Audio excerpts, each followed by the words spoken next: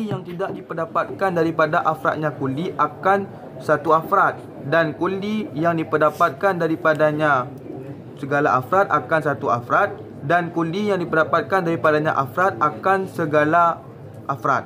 Dan bermula tiap-tiap yang satu daripada ini tiga, daripada ini toh ini tiga, itu dua pembahagian. Bermula yang pertama, dan bermula dianya itu allazi, yang tidak diperdapatkan daripada afradnya kulli akan fardun, akan satu afrad.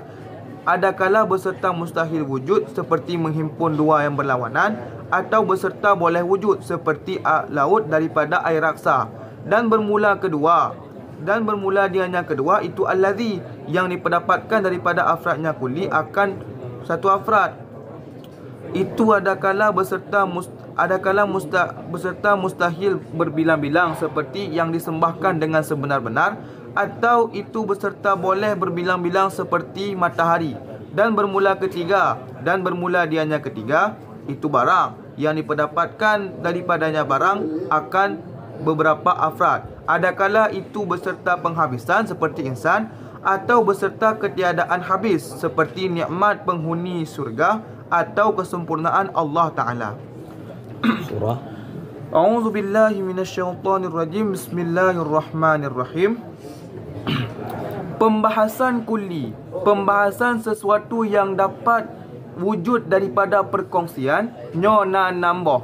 Yang pertama iaitu kulli yang mana tidak diperdapatkan pada kulli sebut satu pun afrad.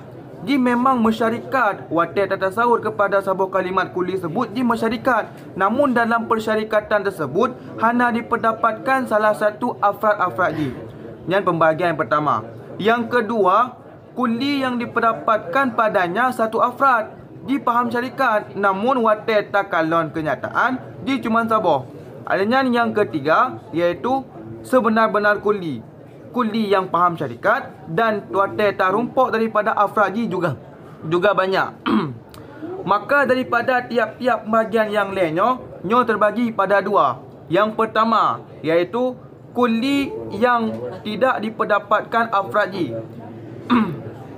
Kulli yang tidak dapat diperdapatkan afraji adakala mustahil wujud dan adakala boleh wujud.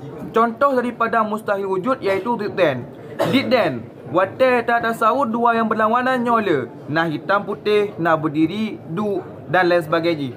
Namun daripada tasawur yang tak fikirkan, nyo hantom tak pendapatkan dua yang berlawanan tersebut. Maka nyan ngeken kulli yang hantom pernah diperdapatkan afraji.